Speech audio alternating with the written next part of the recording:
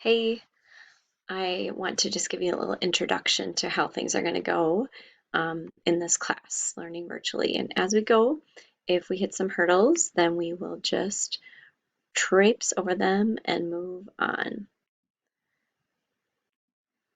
All right, so here's what I need you to know about where I'm at.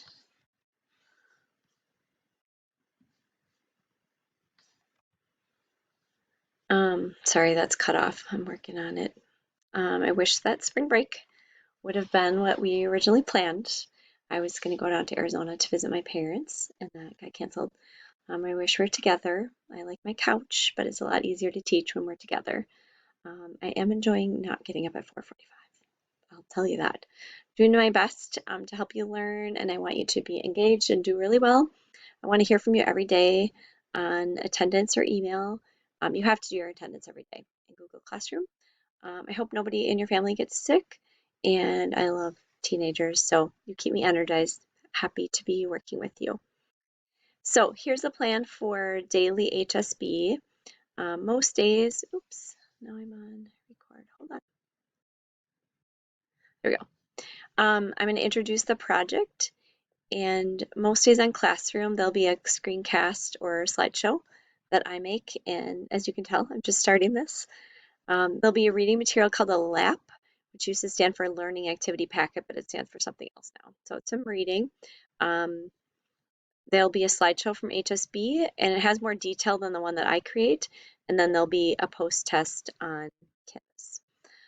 Each project will contain an introduction slide, a team contract, which you can ignore for now, project plan, which you can ignore because you'll be working more individually, a rubric, which I'm modifying right now to make it an individual project.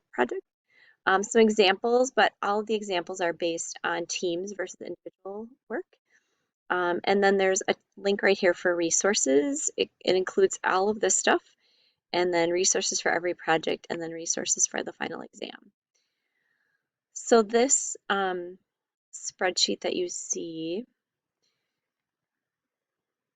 is not going to, there we go.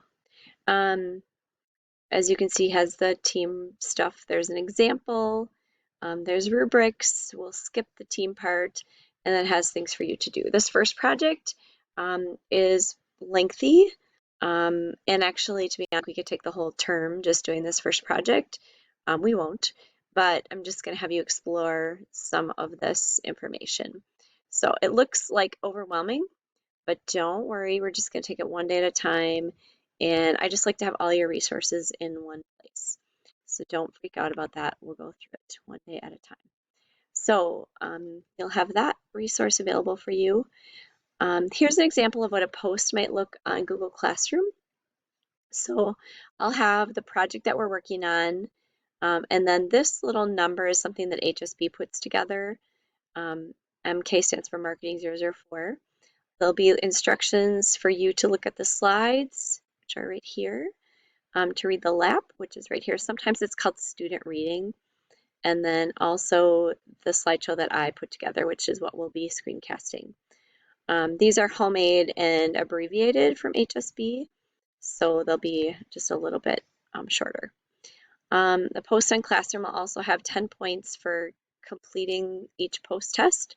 I typically assign like one post test per day, and there are about 20 questions. We're going to be using a platform called Canvas. The website for Canvas is mba.instructure.com, so it's not canvas.com. It's an online learning platform like Google Classroom, but has a lot more features. Almost all of my college students are using Canvas, and I have gotten several texts this year thanking me for introducing them to Canvas.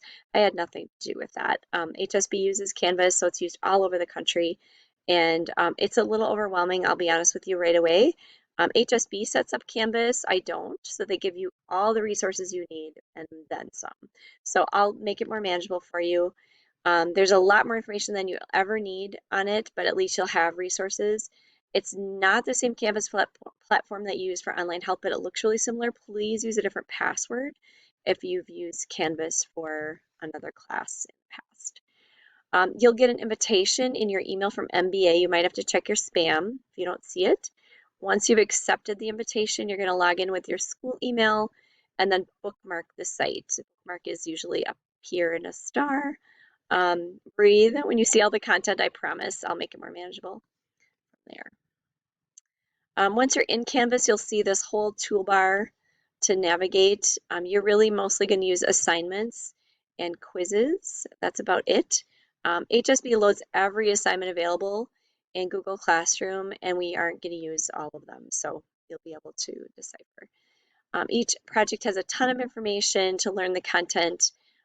Anything with a green arrow is something I've activated. So what you see is what I've activated with a green arrow, but you can see by this, these are things I haven't activated with a green arrow. Move that over a little bit. So you won't see those. I'll just see those on my end.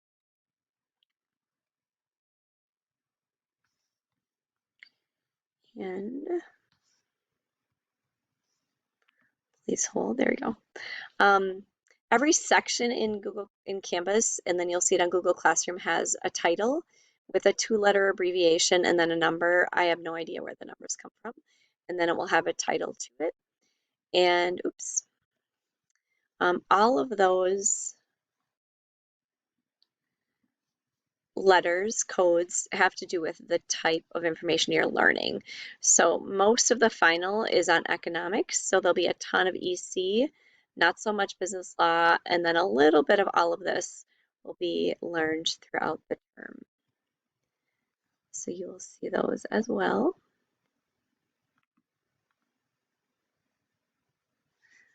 I might have hit play, so oops, I did. Hold on. Okay. So you'll see post tests on the Canvas stream. You'll see on the pull down, but it's really a lot easier to find them on quizzes. So you'll see that here on the sidebar of Canvas. So if you click on quizzes, it will show all the quizzes that you're going to be doing. Usually there's a deadline with them right here. Sometimes I'm not so on top of my game.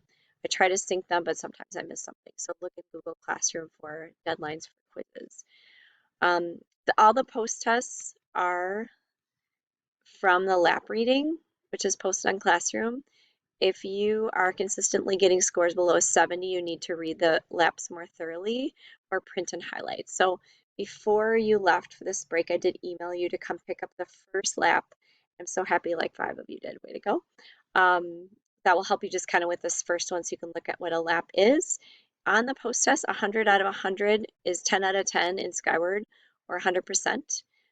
For all the tests completed on time for the first 10 post tests. So I'm just going to give you some gratis time for you to get to learn what the post tests are like and get used to the formatting. After that, after the first 10, this is how the grading scale will look. We'll talk a little bit more about that as well. So just tuck that away for later. There are 14 projects. In reality, I'm probably going to focus on 2. Or you might have small teams if you are friends with somebody and can FaceTime with them comfortably. Hopefully we can do all 4 projects. I'm working hard to modify everything so that they're set up for one person to complete.